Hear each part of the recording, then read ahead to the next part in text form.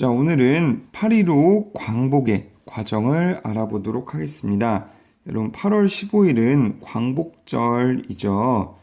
광복절은 1945년 우리나라가 일본으로부터 광복된 것을 기념하는 날인데요. 자, 광복이란 무슨 의미일까요? 광복이란 다른 나라에 뺏긴 땅과 주권을 도로 찾는 것을 의미합니다. 시문에 그날이 오면이라는 시를 보면 그날이 오면 그날이 오면 삼각산이 일어나 더덩실 춤이라도 추고 한강물이 뒤집혀 용솟은칠 그날이 오면, 이렇게 좋은 날이 온다면 그 날은 과연 어떤 날일까요? 3.1 운동에 참여했던 당시 시인의 감격을 되살리면서 광복된 조국의 그날, 즉 일본으로부터 나라를 되찾는 날이 오면 얼마나 좋을까라는 생각으로 쓴 시입니다. 그러면 우리나라가 어떻게 일본으로부터 다시 나라를 되찾게 되었는지 오늘은 그 과정을 한번 살펴보도록 하겠습니다. 자, 제2차 세계대전이라고 해서 1939년부터 1945년에 일어난 대규모 세계전쟁이 있었어요. 인류 역사상 가장 많은 피해를 남긴 전쟁인데, 독일, 이탈리아, 일본 등의 주축국과 영국, 프랑스, 미국, 소련 등의 연합국 사이에 벌어진 세계 규모의 전쟁이었습니다. 자, 당시 일본과 싸우던 연합국은 국내외 독립운동가들의 끊임없는 노력들, 상하이에 임시정부를 만들어서 독립운동을 전개하고 한국 광복군을 조직해서 일제에 저항한 것들, 자, 이런 것들을 인정하면서 여러 회담에서 카이로 선언이나 포츠담 회담, 이런 여러 회담 내서 우리나라의 독립을 약속했습니다. 자, 대표적으로 카이로 선언에서는 미국, 영국, 중국의 세 나라가 한국민이 노예 상태에 있다는 것을 유념해서 앞으로 적절한 절차를 거쳐서 한국의 자유와 독립을 줄 것을 결의한다. 이런 이야기도 했고요. 이런 상황에서 연합군이 전쟁에서 승리하고 일본이 무조건 항복선언을 하면서 우리나라는 1945년 8월 15일에 광복을 맞이합니다. 즉, 일제의 식민 지배로부터 벗어나서 독립을 하게 되었다는 의미죠.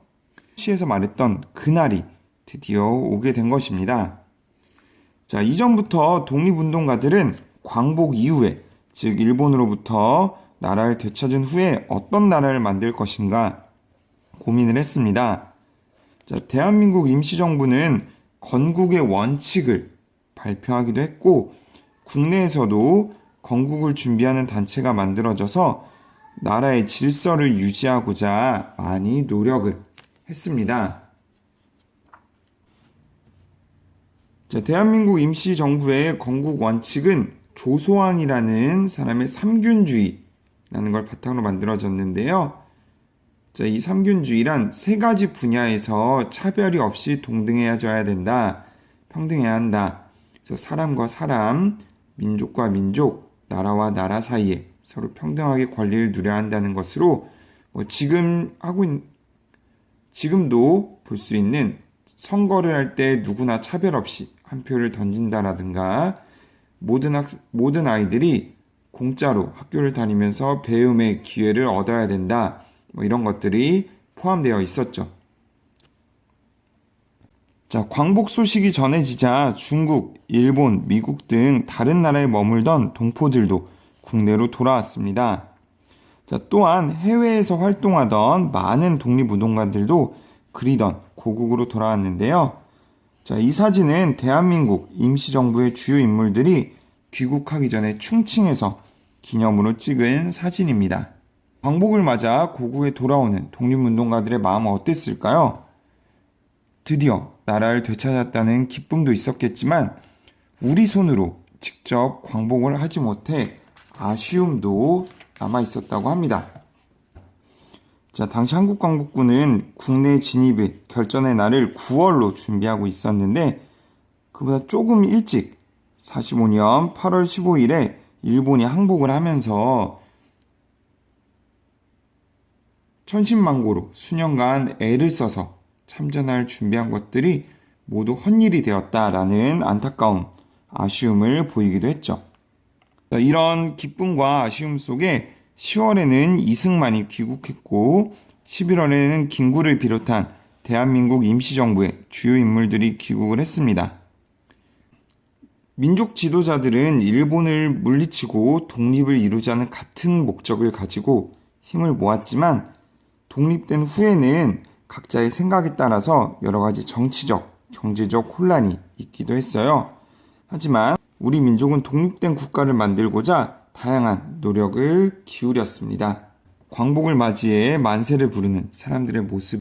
자, 일본에서 고국으로 돌아온 사람들의 모습과 여자 근로 정신대로 일본에 끌려갔던 소녀들이 귀국하기 전의 모습이 담긴 사진을 보면서 자, 일본이 항복하고 우리나라가 광복을 맞은 날에 사람들의 마음이 어땠을지 한번 생각해 보는 것도 좋을 것 같고요. 자, 교과서 136쪽 탐구활동에는 광복 이후에 어린이들이 학교 생활이 어떻게 달라졌는지 살펴볼 수 있는 글과 사진도 있습니다. 그래서 이런 글과 사진을 보면서 여러분이 광복 당시의 국민학생이라고 생각을 하고 광복 후에 달라진 생활 모습을 일기로 한번 써보는 것도 실제 수업 시간에 진행해 볼 건데요. 자, 예를 들어서 일본인 교사들이 일본으로 돌아갔고 우리나라 선생님에게 우리말로 배울 수 있게 된 것, 그리고 일본 왕에게 충성을 다하겠다라는 한국 신민 서사를 더는 외울 필요가 없었던 것, 교실에서 일본과 관련된 것들이 사라지고 일본어를 사용하지 않게 된 것, 이런 것들을 여러분들이 한번 다시 살펴보면서 생활 모습을 일기로 써보겠습니다.